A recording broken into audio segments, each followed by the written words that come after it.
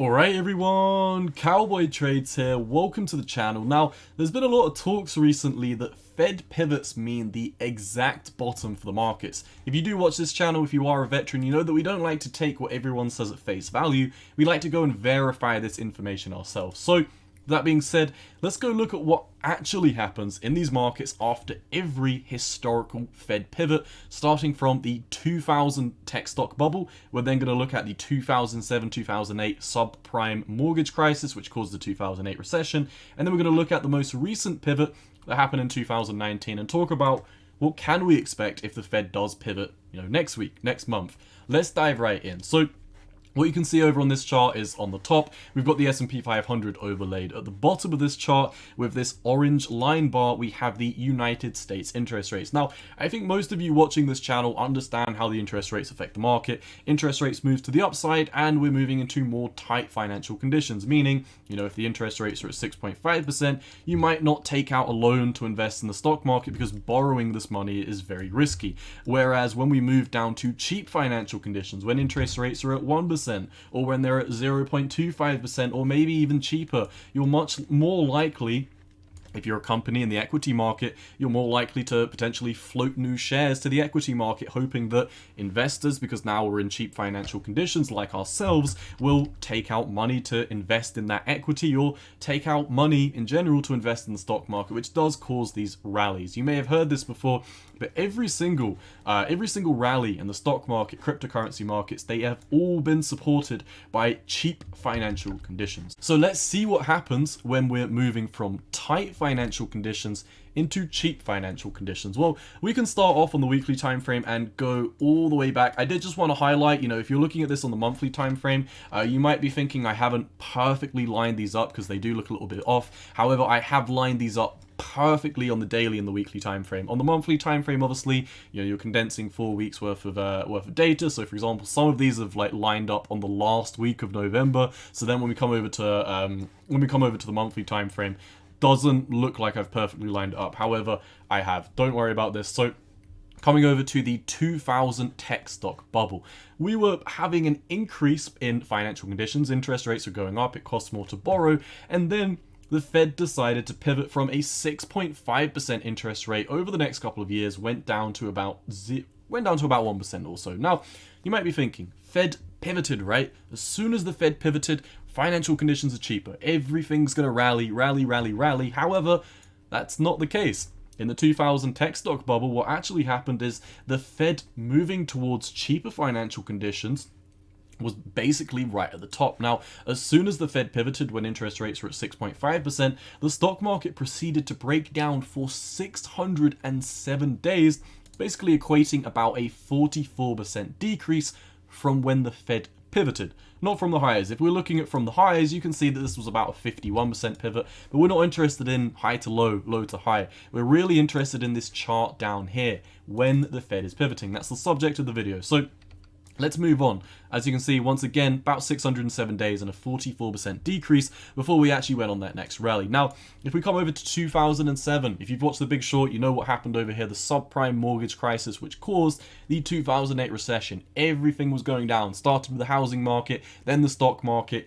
Everything just went tits up. And what happened from here? Well, the Fed pivoted, right? We were in tight financial conditions, 5.26%, and then they went all the way down to 0.26%. Now, if you haven't looked at this data before, you might be thinking, the Fed pivoted. We went from high interest rates to low interest rates, so the bottom was in, right? But once again, we're seeing that they're not correlated to the bottom. You can actually see Fed pivoting in the 2000 tech stock bubble and the 2007 subprime mortgage crisis actually meant that we had more to move to the downside. And we'll talk a little bit about why this particularly makes sense in just 1 second, but in this example, in the 2007-2008 crisis, you can see global financial crisis from when the Fed pivoted went down about another 54.5%, which took about 546 days. Now, what's interesting is these two examples are the polar opposite of what the average trader kind of pictures in their mind when they see Fed pivots. Now, we see a slightly different perspective when we come over to 2019. This one,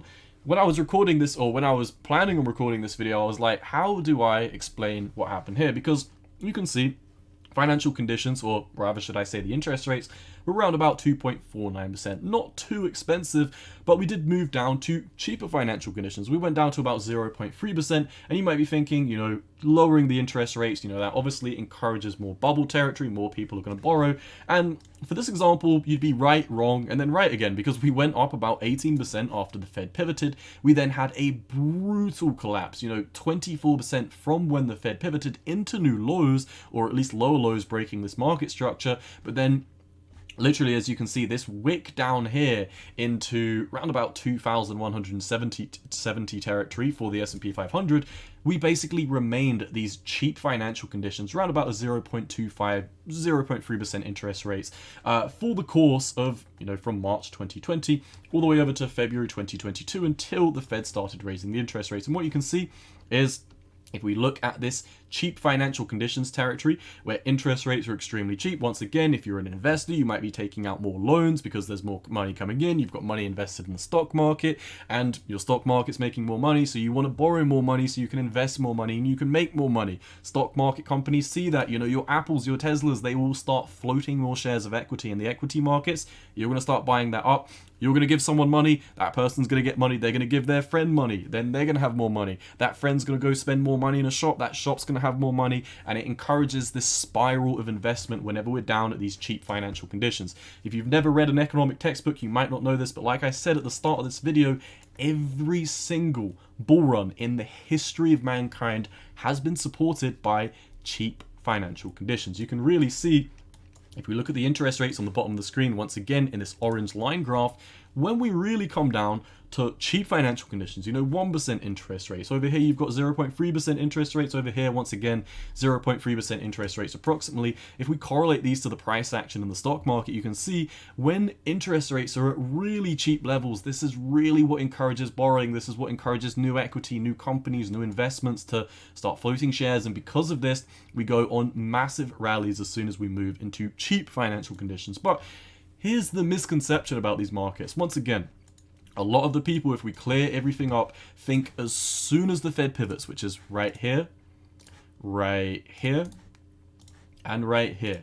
Everyone thinks as soon as the Fed pivots, that means that we need to rocket into higher levels. And, you know, in this example over here in 2019, you would have been right for a little while. We moved up about 21%, broke down about 22%, and then went up about 73%. So what happened in 2019 is definitely a little bit tricky, but you can generally see this trend where if we're in, you know, expensive monetary policy, so from these levels over here, you know, this level, and this level, this peak correlates to a top, this peak correlates to a top, this peak didn't really do too much. We did push up a little bit higher before finding that next run to the upside.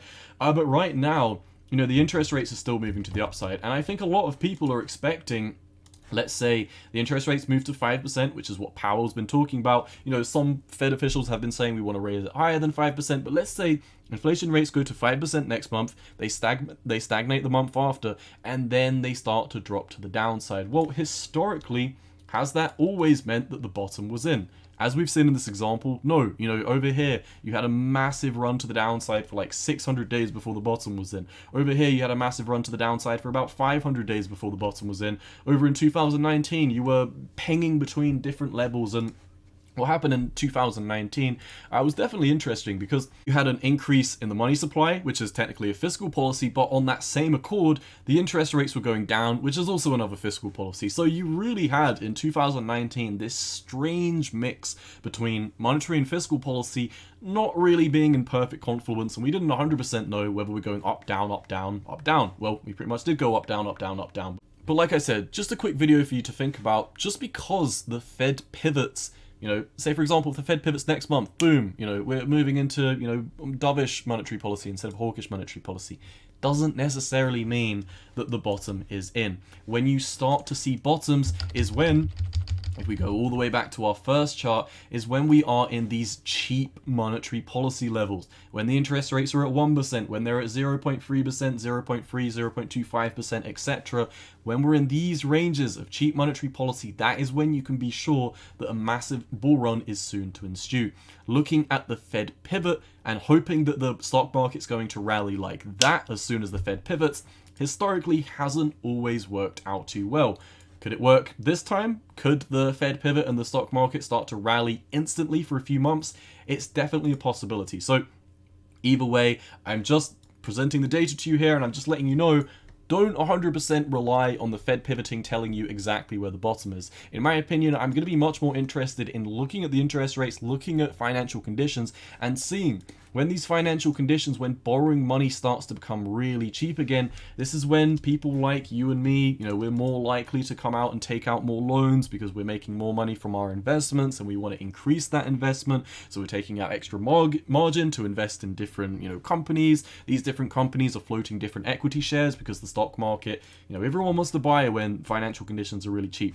No one wants to buy when financial conditions are really expensive over in this range. So it's just, like I said, just a quick video to let you know, we are still in quite elevated levels of financial conditions. And just because, for example, if the Fed pivots next month, it doesn't necessarily mean that the bottom is in. Now, one thing that I would like to wrap up the video on, because I did say at the start of this video, it took about 600 days, 543 days before we bottomed in these first two examples.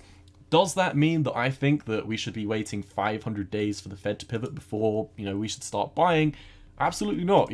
Like I said, I'm just looking at the data in this chart. In a lot of the other charts and analysis that I've done on this channel, for example, looking at the 2008 SPX fractal, and if you're looking at financial conditions, and if you're looking at how the economy has been in comparison to, 2022 and 2008, they've been so similar. We had that same rally on October earnings system. We had that same recession confirmed that pushed us down to lower levels, and these peaks and troughs, troughs and peaks, troughs and peaks, and what I think is going to be coming up as another trough to the downside has been beautifully following. And if we are looking at the S&P 500 of 2008 chart, this says that we could expect about another 180 days to the downside. Now you might be thinking 180 days, that's so long. This is only for the S&P 500. Now, if we look back at the first low that we did, it took about 77 days. And you might be wondering, why am I drawing it from this low and not to this low? Well, on this channel, I like to cover risk on assets. So, I normally talk about cryptocurrencies, and the stock market is relatively risk off in that sense. But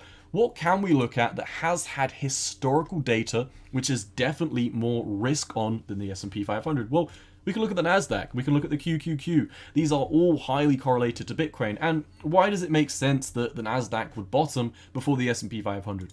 Let me ask you this question. Let's say hypothetically the Fed pivots in the next month.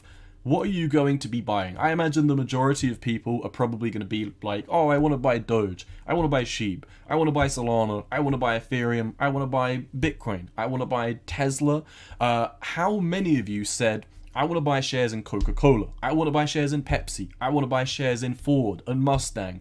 Probably none of you. And that is because none of you are rushing in to buy the top 500 companies that are in the S&P 500. But a lot of you might be thinking, Teslas, Dogecoins, Shibas, ELONs, Bitcoins, Ethereums, Cardanas, Solanas, a lot of these cryptocurrencies and risk on assets are going to bottom a lot. They're going to bottom a lot sooner than the S&P 500. Once again, why? No one is rushing in to buy Coca-Cola shares, but everyone's going to be rushing in to buy Bitcoin. So when we look at the NASDAQ, what's interesting, as you can see, in the S&P 500 of 2008, in the 13th of February back here, when the S&P 500 made its first low, bounced up and then made new lows. When we come over to the NASDAQ, what you can see is the NASDAQ bottomed, it went sideways and up for about 105 days, broke down, and then made a higher low.